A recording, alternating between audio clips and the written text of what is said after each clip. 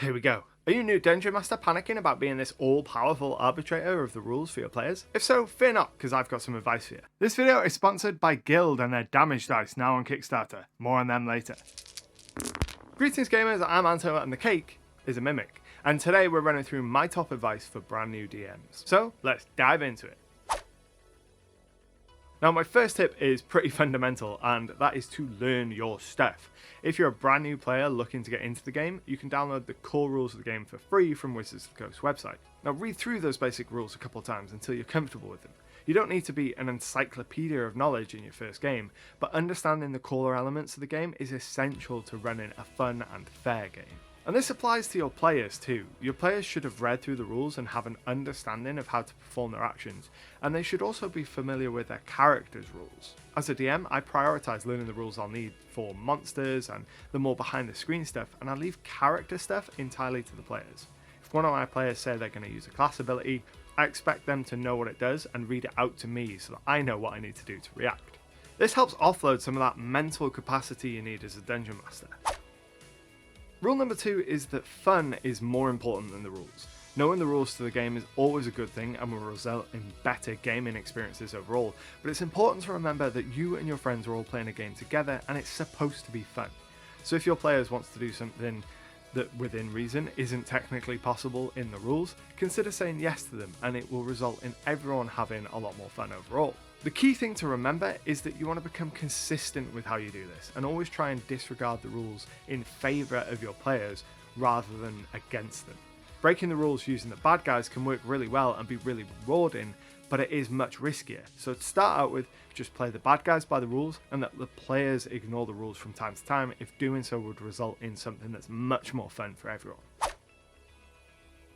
My third tip is to be prepared, but don't over-prepare. As a dungeon master, it's easy to get caught in this trap of thinking you need every little detail of the world to be ready for when the players do the unexpected. In general though, this is a really big waste of time because no matter how much you prepare, the players will always do something that you don't expect. Instead, you want to spend your time preparing the essentials of the session and then put things in place to prepare to improvise. If you're running a published adventure, for example, knowing it front to back is great as it'll help you set up future events early on and not feel caught off guard when you get to a new area. But instead of reading the whole adventure through 3 times, I'd argue you should read the whole thing once, read the first chapter twice, and then spend the rest of your prep time preparing to improvise and thinking of ways you can accommodate the players if they go off book. I have a whole video on my approach to planning to improvise, but the basic idea is that you want to prepare things like lists of names, encounter lists based on terrain, and some basic plot hooks so that if your players go off the rails, you've got enough stuff prepared to help you improvise your way to the end of the session. Once the session is over, you can go away and properly plan for this new direction, but you don't need to do all that at the table. Tip number 4 is a really simple one, and that's just to take notes. Your life as a dungeon master is all about information. What monsters are hiding in room 6? Which NPC knows the location of the cursed family crypt? How much gold is the noblewoman carrying? Taking proper notes means you don't have to remember as much information and kind of store it in your brain. You can offload that mental overhead by taking notes. The way I make notes during the game is I make a bullet list of most of the actions that have been taken during the session, noting down where the players go and what they do in kind of short form. Then after the session's over, I go back to my notes and expand them, adding more detail and linking the events of the session to previous events or incorporating notes from the session into my prep for next session. My next tip is to always hold a session 0 before you start playing so you can set the expectations of your game. If you're running a pre-made adventure, you want to tell the players a little bit about it to get them excited to play. And you want to set expectations on things like expecting them to know their character's rules, and you also want to lay down the ground rules for what you expect at the table. Now, especially as a new DM, session 0 is going to solve a lot of your problems before they even come up. During session 0, you can establish what your schedule will be, whether you want the players to stay off their phones at the table, the type of characters you expect them to make, and so much more. I have a whole video on session 0 which you can find up here. My next tip is one that is going to change your life as a dungeon master, and that is to work with your players and get them involved in the creative process. It's a lot of work to build up a world and populate it with NPCs and stories and run the game, but there are lots of ways that you can bring the players into that process so they're doing some of the work. During character creation, you could ask the players to give you some information which you could incorporate into the world, meaning less work for you.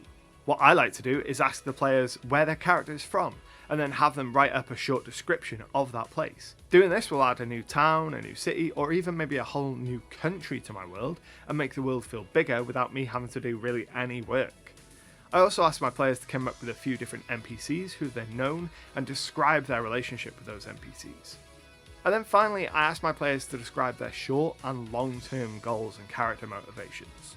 Doing this gives me a wealth of information that I can add to the world just from what the players have made. By the end of character creation, you could end up with 5 to 6 new locations that your players could later visit, dozens of NPCs to draw on in the future, and multiple story directions that you can choose from when you feel like the players are wandering around without a direction.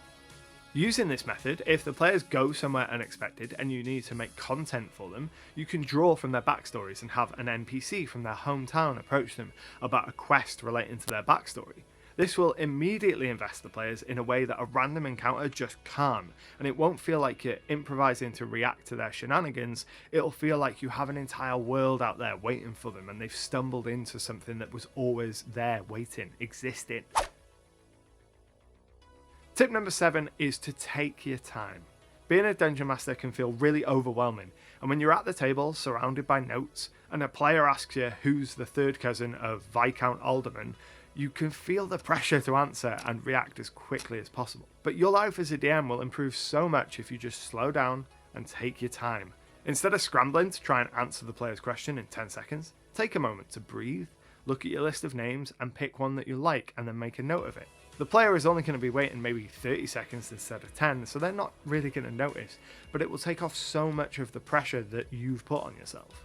And it's also okay to say to the players that you need a moment to consult your notes, or call for a short break if there's a major twist that's just happened and you need to prepare for it. Players can take a bathroom break or get a snack while you set up the next scene at your own pace, rather than scrambling to find the map or the minis that you need in front of the players. You can never have enough click-clack math rocks, which is why I'm really pleased that today's video is sponsored by Guild and their Damage Dice 2 Kickstarter. Damage dice are sets of polyhedral dice specifically designed to represent the different damage types in 5th edition. There are sets for bludgeoning, slashing and piercing, with each die showing the number but also the damage type of the attack. This means that when you make your attack, you can roll the relevant dice for the specific damage type and be able to tell them apart, which is really useful when you're going against a creature that might be resistant to one or more type of damage. The dice are available in multiple metal colours as well as a variety of acrylic options, and when you get an acrylic set you also get twice as many dice to add to your collection. The metal dice also come in a metal dice tin that shows the damage type on the top. The project is already fully funded and started smashing down stretch goals, including the new acrylic dice types, dice bags and t-shirts, and a bunch of other goodies. There's also a bunch of new dice sets planned that represent things like death saving throws, sneak attack damage, or even wild magic. The project is running until February the 16th, and you can find a link to the campaign down in the description below,